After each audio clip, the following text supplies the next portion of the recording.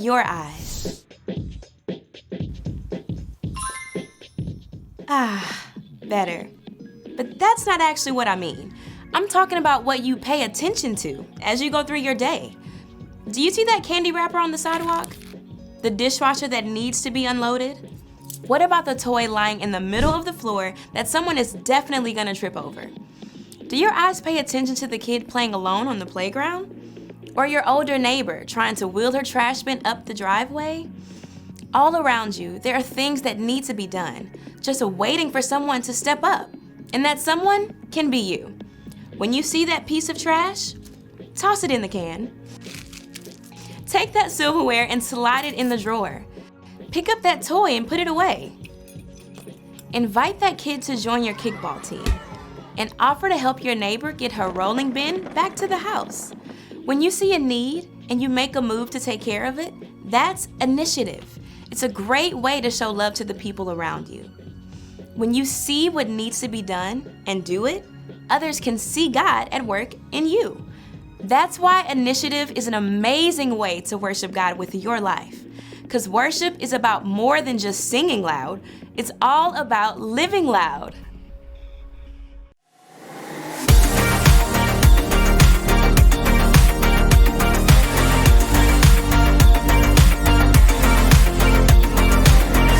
Help me, God, to see what you see. You are doing a great work in me. I've decided I can't stand still. No, you have given me purpose. All my heart is yours. All my life is yours. I will make a move for you, for you. All my heart is yours. All my life is yours. I will make a move for you. Make a move for you. Make a move, make a move. Make a move for you. I will make a move, make a move. Make a move for you. I will.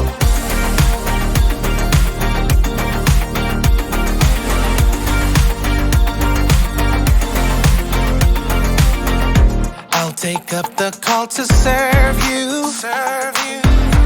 You have given me a job to do. I wanna love the world just like you. Yeah. You have given me purpose. All my heart is yours. All my life is yours. I will make a move for you, for you. All my heart is yours. All my life is yours.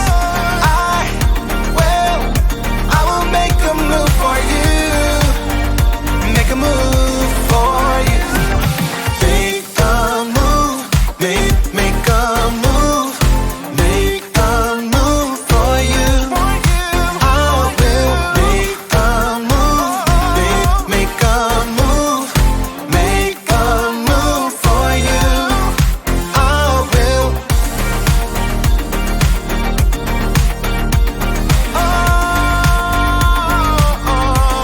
Make a move.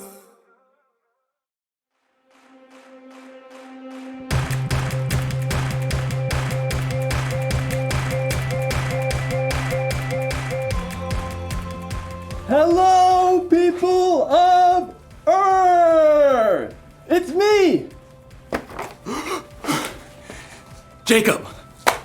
Oh, there it is. That's how I... Nope, that's not it, Jacob. Okay. Okay. Nope, it's back on again. Okay. And I am ready for launch.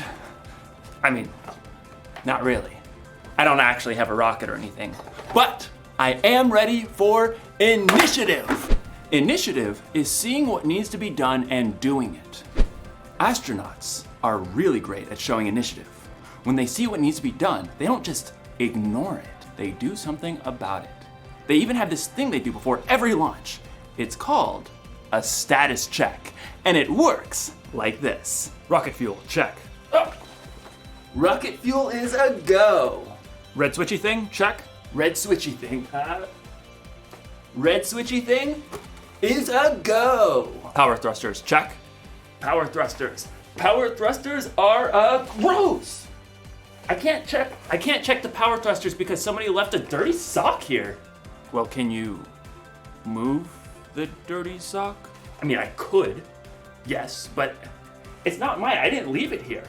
And so I don't think it's my job to move the sock. I suggest that we halt the launch until whoever left the sock here comes and gets it themselves. Copy that. Holding launch for a dirty sock. Good. Roger that. I wonder how long I'm gonna have to wait for someone to come get this sock. Probably gonna be here for a while. You know what? Today's story is about a guy who saw something that needed to be done, and he did something about it, even though it wasn't his responsibility. Sounds like a great guy. Will somebody come get this sock? It smells. Some people, am I right? Ugh. The Bible. It's 66 books of history, stories, letters, and poetry that fit together to form God's one big story. The epic adventure of how He created us and loves us so much that He made a way to rescue us. As we travel through the Bible, from Genesis to Revelation, we discover people who met God and found their lives changed forever. Now, for an amazing story. Inspired by the book of Nehemiah, chapters 1 and 2. Over and over, the Israelites promised to be faithful to God. But over and over again, they turned away from Him.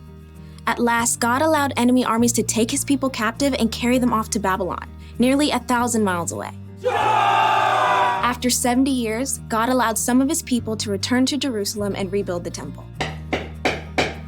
But back in Babylon, now part of Persia, the rest of the Jews had made lives for themselves. In fact, a Jew named Nehemiah had become quite important. Greetings. I am cupbearer to the king. A cupbearer was like a bodyguard who checked to make sure that no one poisoned the king's food or drink. Nehemiah was likely a trusted advisor. Your Majesty, may I suggest the date pudding? But though it was nearly 150 years since the Israelites had left Jerusalem, Nehemiah's heart was still in his homeland. When his brother Hanani returned from his trip to Judah, Nehemiah had a chance for some news. Brother, how are the people left in Jerusalem? Some are still alive, but they're having a hard time. Oh no. The wall of Jerusalem is broken down. The gates have been burned with fire. People are ashamed.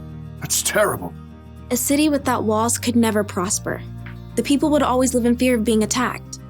I'm sorry to bring such bad news. No, I'm glad you told me. Dismayed, Nehemiah sat down and wept. He couldn't even eat for several days. Instead, he poured his heart out to God. Lord, you are a great and wonderful God. See how your people are suffering. Please listen to me. I'm praying for the people of Israel. We Israelites have committed sins against you. We haven't obeyed the commands you gave to Moses. Nehemiah reminded God of the promise He made to His people. You said, if you people are not faithful, I will scatter you among the nations. But if you return to me, I will bring you back. Lord, please pay careful attention to my prayer. Give me success when I bring my request to King Artaxerxes. For 4 whole months, Nehemiah prayed daily to God. He knew before taking action, he needed to listen and prepare. At last, he was ready. Your Majesty. Anyone who came before the king was supposed to appear happy. But for the first time, Nehemiah allowed his true feelings to show. Oh, why are you looking so sad? May you live forever? Why shouldn't I look sad?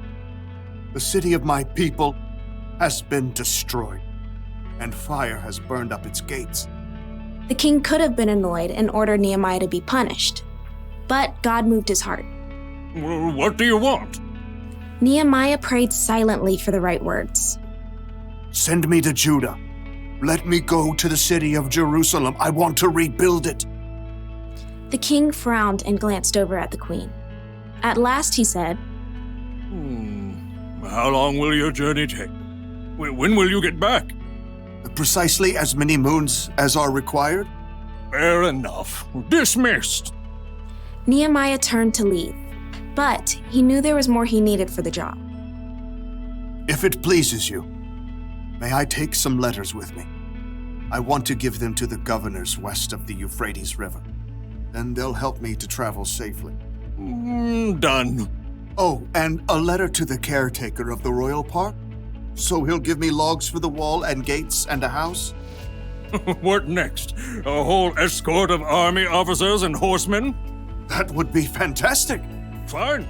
All of it. Get on with it. God had given Nehemiah such favor with the king that he had everything he needed for his long journey to Judah. At last, Nehemiah had reached the city he dreamt of his entire life. Jerusalem. Though Nehemiah was overjoyed by the first glimpse of the city, it must have been difficult to see its crumbling, broken down walls. So much work to be done. But Nehemiah didn't tell anyone his plan at first. On a bright moonlit night, Nehemiah snuck out with only a few others to see the full damage to the walls. We have to know what we're up against. Nehemiah traveled by donkey. With a few trusted friends, they left the city through the broken valley gate. Let's head toward the Jackal Well. At last, Nehemiah got a clear picture of the devastation. Jagged piles of rock lay everywhere. The gates were gone with scorched, gaping holes in their place. It's such a big job. Only God can do this. Nehemiah circled what was left of the wall, heading up the Kidron Valley and at last returning through the valley gate. The next morning, he called together the priests and nobles and officials. You know, I've come to visit my people in Jerusalem, but that's not the only reason I'm here. Nehemiah gestured to the jagged remains of the wall, visible from where they stood. You can see the trouble we're in. Jerusalem has been destroyed. Fire has burned up its gates.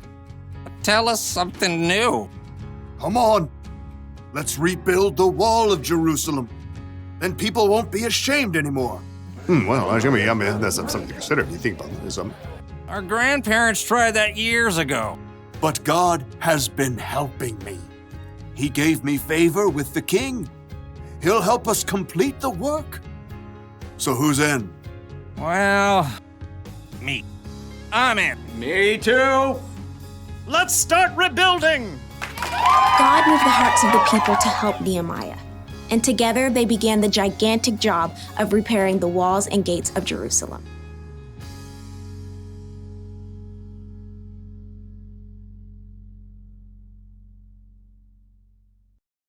You ever see a piece of trash on the ground and just walk by without picking it up because you didn't put it there? Or maybe someone didn't clean up after themselves when dinner was over? Do you just leave the messy dishes lying around? Do you ignore someone else's dirty sock? A lot of people see what needs to be done, but then don't do it because it's not their job. It's not their responsibility. But showing initiative means getting things done, not waiting for someone else to do it. That's what Nehemiah did when he started rebuilding the wall around Jerusalem. It's what Jesus did too. When he saw a need, he did something about it. He healed people who needed healing. He taught people who needed to learn. And Jesus took care of our greatest need when he died on the cross for our sins. So, if you want to show initiative, don't just see what needs to be done, do something about it. Do a status check. Do you see any dirty dishes? Dirty dishes. Oh! Dirty dishes. Cleared away. Check. Do you see any trash? Water bottle? Recycled. Check. Do you see a dirty sock? Dirty socks cleared away, even though it's not my job. Check. Here's the one thing to remember today. Don't wait for someone else to do what needs to be done. Initiative takes a lot of work for sure, but it's worth it. It helps you, it helps other people, and it helps the world. And maybe, just maybe, it can help the universe.